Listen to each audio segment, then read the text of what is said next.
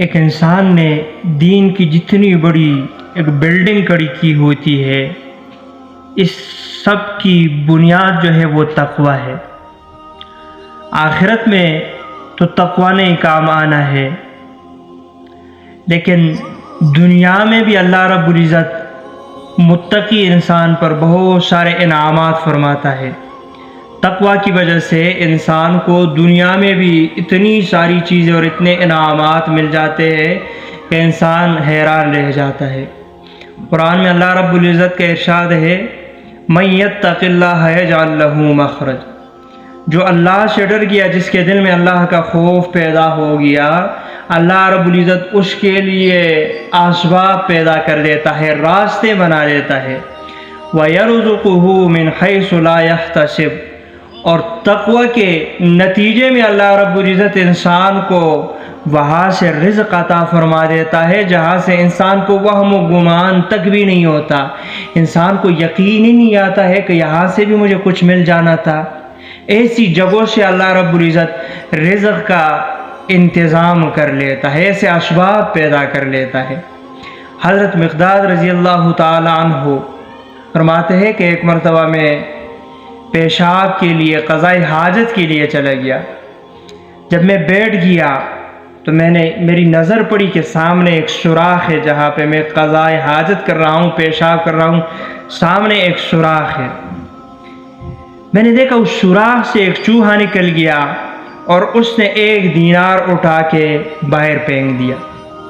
واپس چلا گیا، تھوڑی دیر کے بعد پھر آیا، دوسرا دینار لے کے آیا، اس طرح پھر گیا، پھر آیا، تیسرا دینار لے کے آیا، پھر گیا، پھر آیا، چوتھا دینار لے کے آیا، 5واں، 6واں، 7واں، اس طرح کرتے کرتے اس چوہے نے 19 دینار اس سوراخ سے لا کے باہر پھینک دی۔ میں حیران ہو گیا، کیا ماجرا ہے، پریشان بھی ہو گیا۔ آخر میں نے وہ 19 دینار اٹھائے اور پیغمبر صلی اللہ علیہ وسلم کی دربار میں حاضر ہوا کہ آج تو کوئی عجیب واقعہ ہوا، یہ حالات میں دیکھ رہا ہوں، یہ ایسا واقعہ ہوا۔ آپ صلی اللہ علیہ وسلم نے فرمایا کہ یہ رزق ہے جو اللہ تعالیٰ نے تمہیں عطا کی ہے۔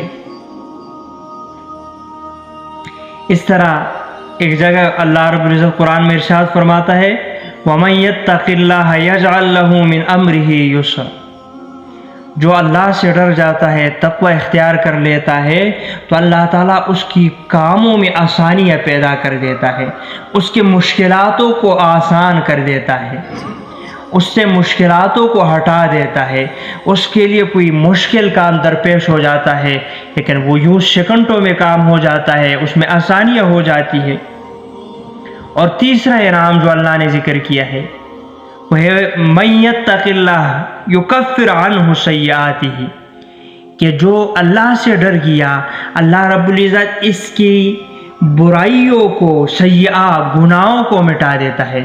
یکفر کہتے ہیں کسی چیز کو جڑ سے مٹا دینا، بالکل ختم کر دینا، تو یہ تقوی کا نتیجہ ہوتا ہے۔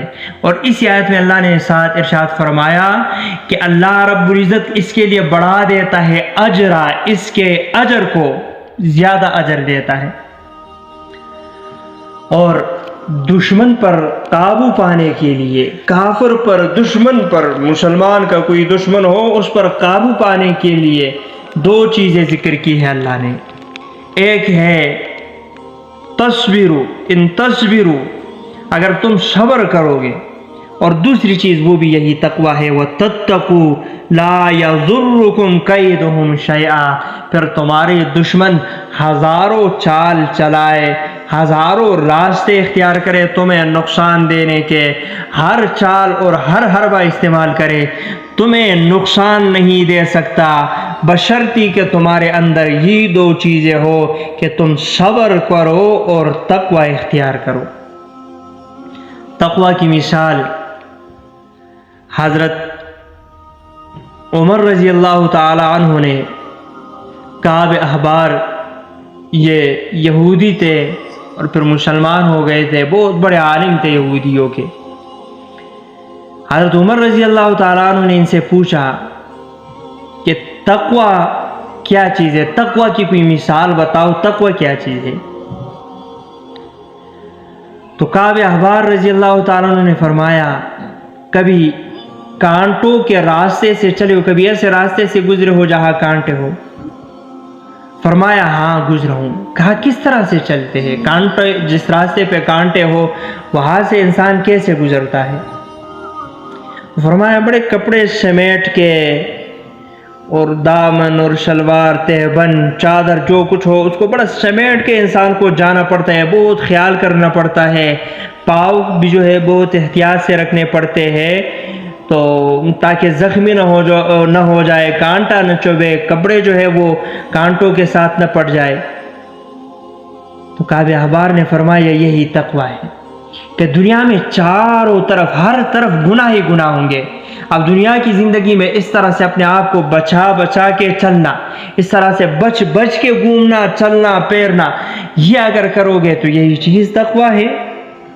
اب یہ تقویٰ کی اتنی بڑی ایک فہرست ہے، یہ چند انعامات دنیا کے اور بہت سارے انعامات اس پر اللہ رب العزت نے آخرت میں دینے ہیں۔ ان للمتقین مفازا، متقین کے لیے ایک بہت بڑی کامیابی ہے۔ اللہ نے صفات اور کامیابی اور انعامات کا ذکر کیا ہے۔ آخر یہ تقویٰ پیدا کیسے ہوگا؟ یہ تقویٰ انسان کے اندر آئے گا کیسے؟ اللہ رب العزت نے اس کا حل بھی قرآن میں بتایا اور وہ کہا یا ایھا الذین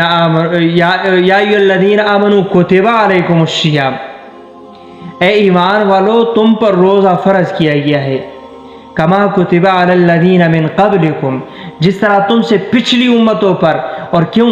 لعلکم تتقون، روزہ اس لیے تاکہ تم پرہیزگار بن سکو۔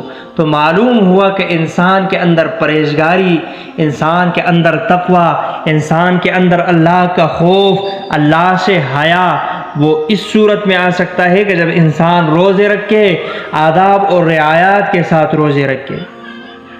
یہ حیا کا بھی سبب اور ذریعہ ہے اور تقویٰ کا بھی سبب اور ذریعہ ہے۔ گناہ چھوڑنے کے انسان کے پاس دو وجہ ہوتی ہے، یا تو دل میں اللہ کا خوف ہے، اللہ کا ڈر ہے، اس کی وجہ سے انسان کوئی گناہ نہیں کرتا ہے، اس کو چھوڑ دیتا ہے، اور دوسری چیز جو ہے وہ حیا کی وجہ سے کہ انسان کو اللہ سے حیا آ جاتا ہے اور کہتا ہے کہ حیا ہے، مجھے حیا آتی ہے، میں کیسے گناہ کروں۔ ان دونوں میں سے اگر انسان کوئی گناہ چھوڑتا ہے، یہ بھی مستقل ایک نیکی ہے گناہ چھوڑنا، اس پہ بھی ثواب ملتا ہے، لیکن اگر کوئی گناہ ڈر اور خوف کی وجہ سے چھوڑ دیتا ہے اور کسی گناہ سے باز آ جاتا ہے، نہیں کرتا ہے، اس کی وجہ جو ہے وہ حیا ہے، تو خوف سے حیا کا مقام زیادہ ہے، حیا پر ثواب زیادہ ملتا ہے۔